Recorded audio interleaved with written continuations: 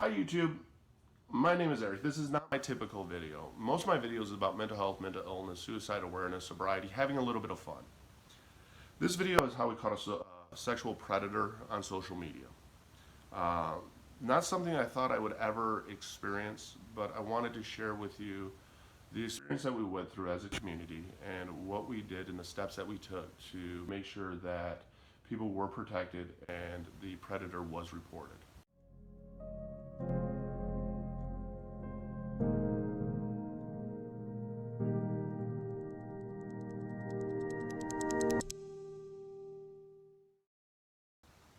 YouTube, thanks for checking out this video. Again, this is not my typical video. This is a video about our experience in catching a sexual predator online. Again, my channel is mainly about suicide awareness, sobriety, mental health, mental illness, just making sure that nobody goes through life alone. I am ADHD, and it is very difficult for me, and this was a very hard video to put together because I wanted to make sure that the facts were straight as possible. So I will be reading off of a lot of what was all wrote down, and I thank everybody who was involved in helping this put this together for me because this is something that I do struggle with, not just when it comes to like YouTube and everything, but actually in my real life. This is a daily struggle of mine. So let me share with you the experience that we went through. You hear about sexual predators on TV all the time. They are real. They are out there. Whether online, sexual predators are real, and it's something not to be taken lightly.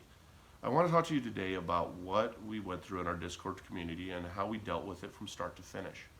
Providing as much information as possible without sharing information that exposes vulnerable people. I'm sharing this in hopes that it might help somebody out there who's going through this and empower them to do everything they can to get the help that they need. I'm also going to share with you specific predator operated in our community of how he did it so that you have tools on hand if this is something that you ever need to go up against, because the behavior of what they do is so destructive. On September 28th, we found out that there had been a sexual predator in our mental health community on Discord. It is well known that there are sexual predators out there. There are sexual predator communities out there. They are active on social media. They are active offline. I'm going to share with you a couple experiences that schools have gone through with coaches and teachers, along with the experience I went through, and the steps that we take in our community have been put into place to make sure that this never happens again, and how we also worked with police and what we experienced in all of this. To start with, I am active as Driven Industries on all social medias. When it comes to Twitter, Instagram, Facebook, I have a closed Facebook group, YouTube, TikTok. Uh, the other thing is too is I have a group on Discord. It's centered towards mental health, mental illness, suicide awareness, and sobriety. And there are many reasons for that. I'm diagnosed with ADHD, PTSD, GAD, which is general anxiety disorder, and MDD, which is major depressive disorder. I lost my wife in 2015 to suicide, and my dad in 2017 to suicide. I'm also a recovering addict. I turned this into my passion. I wanted to help people. I wanted to help people feel that they're not alone. I've been in that place before where I felt alone, so I created a company called Driven Industries where I could share with people my message, give them a friend to sit with them in the dark until the light came. Over time, this has grown. I've done this now for over a year. For over a year, I've put my phone number out on social media, not because I'm a doctor, not because I'm a counselor, not because it's a hotline. It's just that if you need a friend, I'll be your friend. We can text back and forth, whatever you're struggling with. I can offer help in finding resources around you. Some of the resources that I've shared with people is NAMI, AA, Al-Anon, SLAW, RAIN, grief counseling with their churches and hospitals, and just even getting into a doctor's appointment. These are free resources out there, and a lot of people don't know about these resources, even though they've been around for years. Throughout all this growth, it is with every platform, it has its ups and downs. Instagram can be hard on your mental health, but it has the largest concentration of teens. TikTok is the largest growing social media app now. Meanwhile, YouTube is notorious for having problems with sexual predators.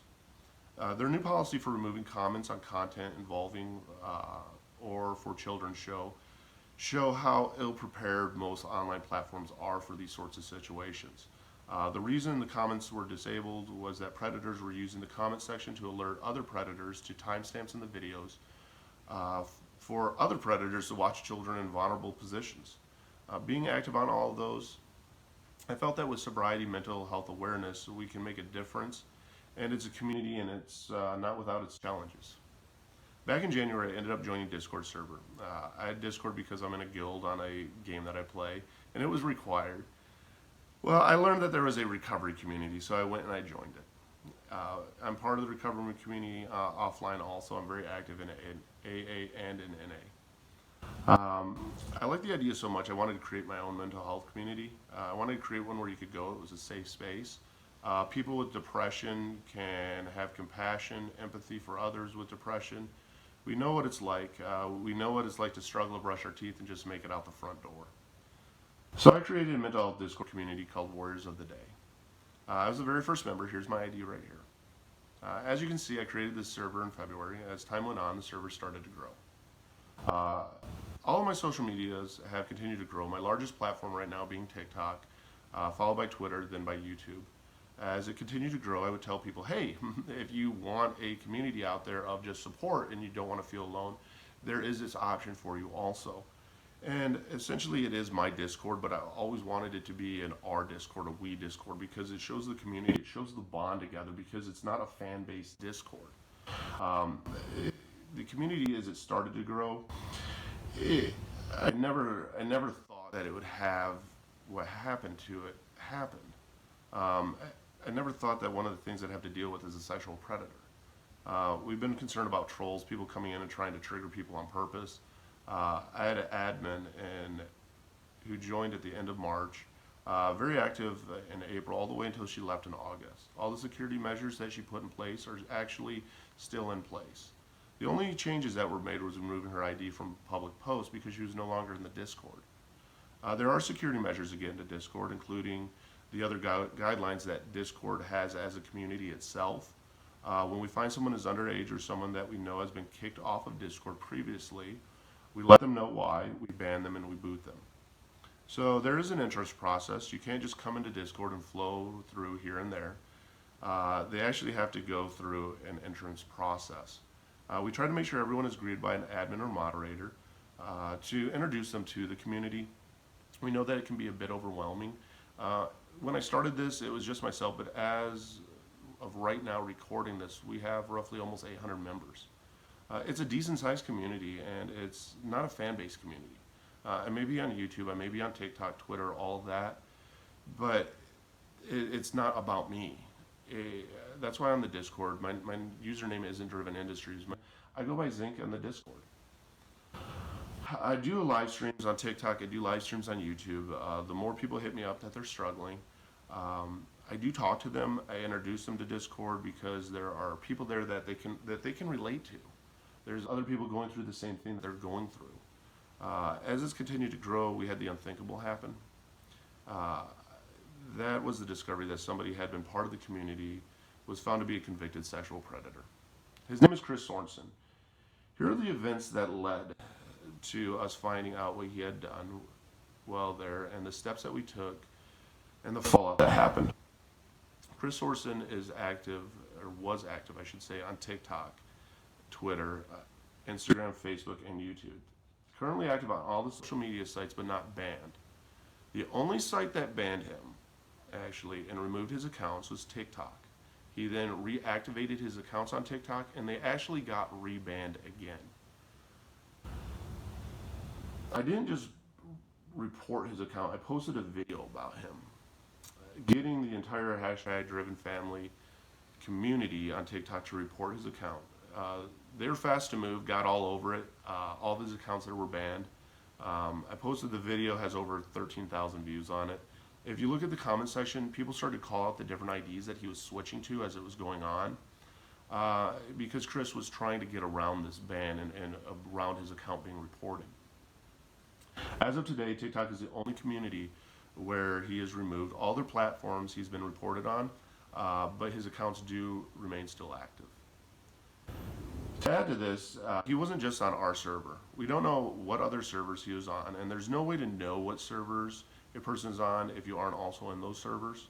He joined our server on July 18, 2019. He was an active member seeking someone to talk to about PTSD from being a combat veteran in the Army. He also gave back, giving other people support when it came to just the peer-to-peer support of PTSD. We do have people come in the server from all walks of life. We do get military veterans as well as nurses, teachers, parents, and teens. Some of the members have even brought friends and family to help them even get support. We normally watch the people who are very active in the main chat. We look to see who are the most helpful in talking to others in the community. We do look to see who is good at helping people through panic attacks or crisis and just helping them get support.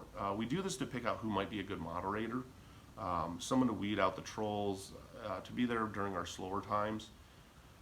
We do look for schedule flexibility as well as to see who's on times that other staff members need to be sleeping or working or with their families. So in August, when one of our admin left and the others had to fill the role, we looked at the community to see who would be a good fit or a good moderator. At the time, Chris seemed to fit that role. He had already been very active in our community prior, so it was my choice, none of the other admin or moderators, to promote him to moderator. This was on August 16, 2018. As a moderator in our Discord server, you're online a little more, you're actively participating with people in the main chats, and we didn't see any reason to question his motives. He was very active in both the casual conversations as well as helping people just needing someone to talk to. He was very responsive to the direction by the more senior moderators as well as the admin. In mid-September, I promoted him to a trainer position. As we needed more moderators and the work of the admin was getting too much as the server continued to grow, we needed help. We started noticing, though, immediate change in his behavior as soon as this took place. He was staying up all night. He was refusing to keep a regular schedule, being overly demanding on trainees. I started seeing behaviors that made me think that maybe the position was affecting his mental health, but more that it was affecting his sobriety because him and I had talked about sobriety together and that he was active with sobriety.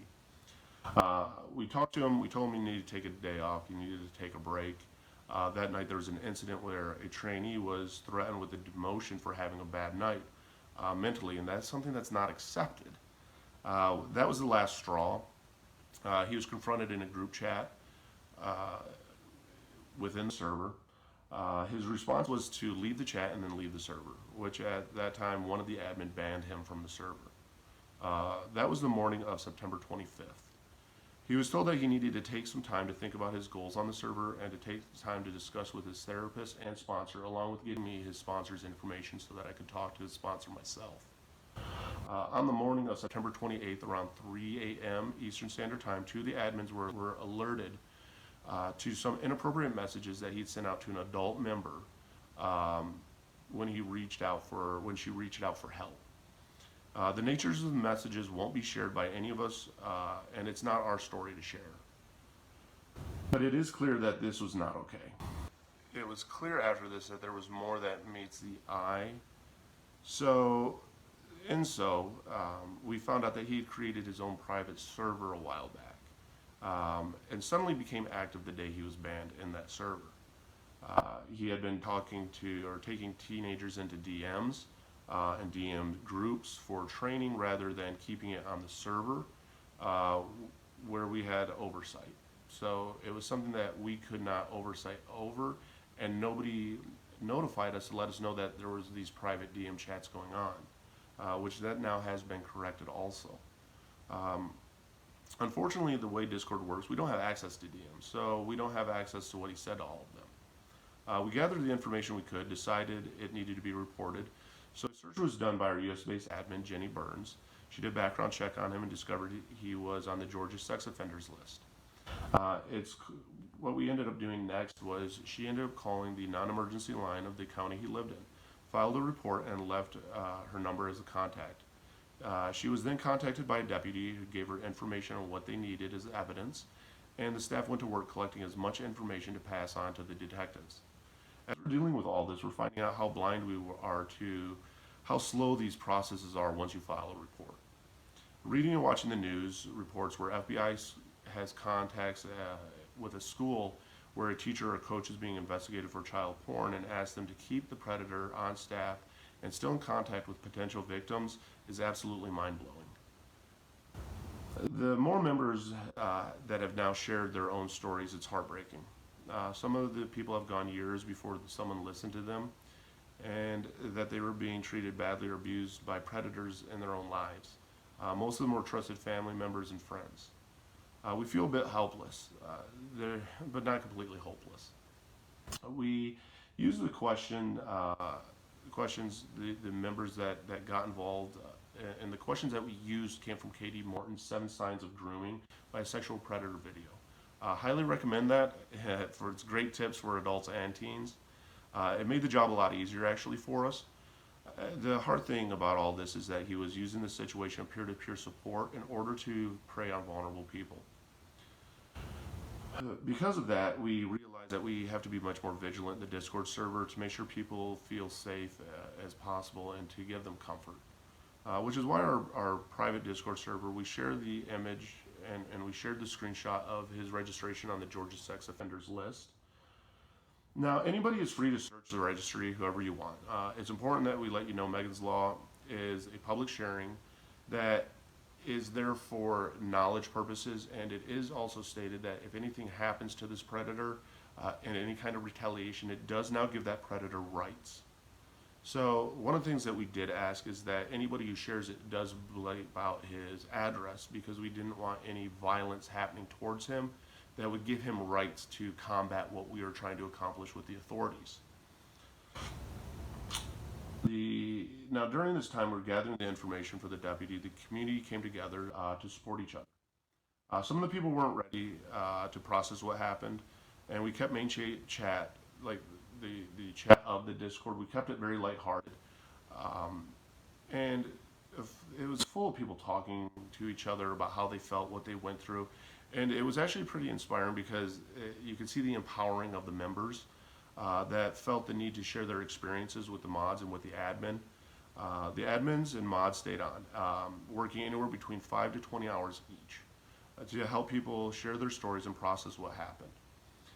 On that Saturday, only one person left the server, and that shows how strong our community is when we work together and support each other. That only one person left. Deleting the Discord server didn't even cross our minds. One person tried to violate that space, and the members worked hard to make sure that it remains a safe and it remains a place for others to come to for comfort, and also not to let the predator win to destroy a community. In the meantime, he has definitely been reported to Discord. We don't know how many servers he might be active in actually still or at the time. As we talked to members, it became that most that was happening is there was a grooming going on. We're grateful that it wasn't any worse than that. So on Sunday morning comes along, I went live on YouTube to let the greater community know what went on. We're all exhausted, so most of us are trying to rest up, even while monitoring the Discord server. We already discussed with those involved that they should temper their expectations because police were not likely to go do anything overnight. We let them know that when we hear something from the police that we're going to keep everybody posted and up to date. The police don't just run and arrest someone. There is an investigation that happens, and it does take time, and we figured that it was going to be over for a while now for us, and we'd keep everybody posted. I've never blocked anyone long-term on social media. Usually if someone's mad at me for some reason, we can talk it out. If I do block you, it's usually to let both of us cool down and discuss something more rationally later on. Now I have a email address that's info@areyoudriven.com. And that's the email address I had set up for Driven Industries. 3 individuals have access to the email for various reasons related to running Driven Industries. It's not my personal email. My personal email is eric.zank@gmail.com. That's my personal email. It is tied to my Twitter because it is Driven Industry Twitter. It's tied to my Instagram, and it's tied to my YouTube channel. Now we've been checking the email address to see if we'd gotten any response from the deputy involved, because we did send it from that email. Not just me, but other admins who have access to it. We ended up getting something that we didn't expect. I had an individual reach out to me on Twitter. I tried responding back, nothing in depth. I was just tired. It was a very long and a very exhausting weekend. I was just trying to get some rest. Not as an excuse, but the whole situation, it was very mentally draining.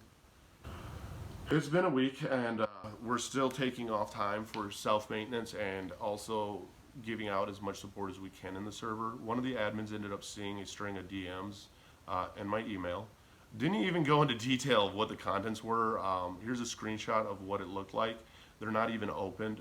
The admins and people who have access to my email are actually extremely good and very trustworthy when it comes to opening up stuff that's directed at me personally. Nobody opens those up because it's like, hey, it's your DMs. you know, you respond to them. You'd be surprised how many people are respectful of privacy of others when you give them the ability and trust. The admin ended up reaching out to the individual and went bad. I'm not going to go into detail here, but it went bad. We've all made mistakes during this. There's no guidebook, no rule book on what to do when someone makes a mistake and you feel like your safety is violated. I made mistakes that I need to make amends for in the comment section of some of my videos that I posted out. In fact, I'm making amends to this. I'm deleting one of the live streams that I did. I was very hurt at the time. I was overwhelmed, not just in the comments, but with the outpouring of support from many of the people who weren't even on the Discord server. So many people were offering to help, and it threw me off that we had people that were attacking, or that I felt were attacking, I guess you could say, or being aggressive in the situation instead of offering any kind of support, resources, saying, hey, have you tried this? Have you tried this? Have you called this number? Did you know you could report them there? It was more of an aggressive attack. I just personally felt at me. It ended up one of my admin, who's a single mom, being dragged on Twitter. Of course, she has some things she regrets, and some things that she doesn't. And there was information she shared that she kept quiet about to avoid this very situation. But it's like when you look back at someone or something, and you get them into a corner. One, hindsight's 20/20, but also if you get somebody in a corner, there's usually going to be a lash out because you feel violated. I want to make amends to anybody that I've done anything bad, wrong to, or that I said that was hurtful or disrespectful to back in a negative way. For that, I do apologize, and I want to keep my side of the street clean. So for that, I am sorry. I'm not speaking on her behalf though, because I've seen people call her my lapdog, which makes no sense. If you can tell, this is called adulting, sticking somebody on somebody else, or degrading somebody to that point. We're all adults and we make our own decisions. Nobody's anybody's lapdog. I felt that was very degrading and demoralizing when this person actually was doing something to try and help me, because at that time I happened to be actually sleeping. Sometimes partnerships like this, though, we need to remember that we're not in high school, that this is an adult content, especially that we typically try to share about. And I didn't even ask her to contact the person back. I didn't even know she contacted the person back because I responded to DMs afterwards saying, hey, this is who you should contact back, because I wasn't even aware. But even with that, she's now been just barraged online, and I think that's kind of crappy. The inspiring thing, though, is that there have been a few people voicing their objections publicly, and there's a large amount of people showing support privately. And it's usually because the aggressors will scare people away from showing support, which we all understand. We've watched it happen a few times in this community, and not just during this process. We've watched what happens is frightening. Everyone wants to make their statement without fully having the information. We worked hard to get the situation handled and did the best that we could. The fact is that it's in the hands of law enforcement now, and we can't do anything to force their hands and to make them move any faster. I want them in jail. I want them behind bars. I could go on of how I feel about this individual, but I can't go and just arrest him myself. I have to wait for the police to do their jobs. That's why I wasn't blasting the information out there. I made sure that the video got out, and the information was on Discord and TikTok, where he was heavily involved. It was posted in Facebook group, it was posted on Twitter, and people who retweeted it were bringing awareness, because Chris Sorensen was mentioned throughout the video, and his user ID of Devil's Advocate was mentioned throughout the video. And perhaps it wasn't the extent that some people wanted to see, and I understand, that, but we found that it was most beneficial throughout all of this to use full disclosure and be as transparent as just humanly possible. Coming together for support to each other, because we're stronger together. We're stronger as a unity, as a group, than we are as individuals, especially when we're attacking each other. For every negative comment, tweet, or post you see out there, there are dozens behind the scenes encouraging us to move forward and doing what we do best. And that's to support each other, to help each other get through our days, good and bad. And the outpour of support people offering has just, it's been amazing, and it's restored my faith in humanity. That's because to me it's inspiring, because there's no need for something like this to be drama based or tea based. It's to be support based, and let's catch the bastard. You need to address the situation correct to the best of your ability to get the police involved, because they're the ones that can actually do something about this. Nobody else can, and it does give you this sense of hopelessness. I hope the video that I've made here can help somebody out there. If you've been in any sort of community that has happened in, my heart goes out to you. Because I know the hurt, I know the frustration, I know the rage, I know the anger that happens, the emotional roller coaster that you go through that happens. The frustration of just everything, I understand. But I also know that time, you can eventually heal from it. It takes time and support, but you can heal. You'll be amazed at human nature as well as the community bond together to be stronger than the predator, and to show predators that they can't win. And they can't.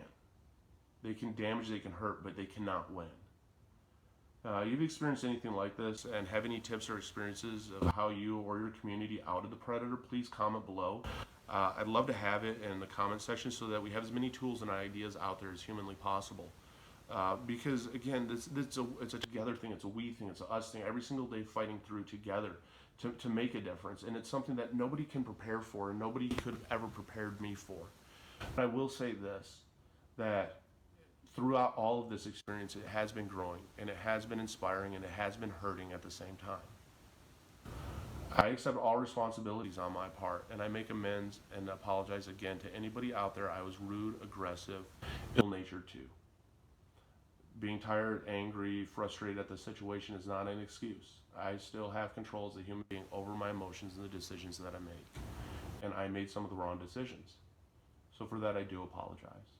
For everybody else that's thrown out support, and it has actually given us more tools and more hotlines and more contacts to help catch this predator and helped us in that way, I can't thank you enough. I can't thank you enough, because while this was going on, I didn't expect the negative reaction, but I also didn't expect such an overwhelming positive reaction. And it was amazing how many of these were kept in the DMs and not just blasted out there. And I'm grateful for it, because it's given us even more resources to contact even different authorities to try and speed up the process in any ways humanly possible. Again, this wasn't a video that I ever really wanted to make. I will be doing some videos though on sexual predators, how it happened, what some of the signs are to look for, and more into detail in my experience, and as a community's experience, to hopefully maybe help somebody out there, because that's what it comes down to. It's trial and error, just working with each other to make the best of any situation that we can, and to grow from it, and to show everybody how strong the mental health community is, and the amazing bond that we can have, and that you don't have to be a victim about what's going on in here or in here.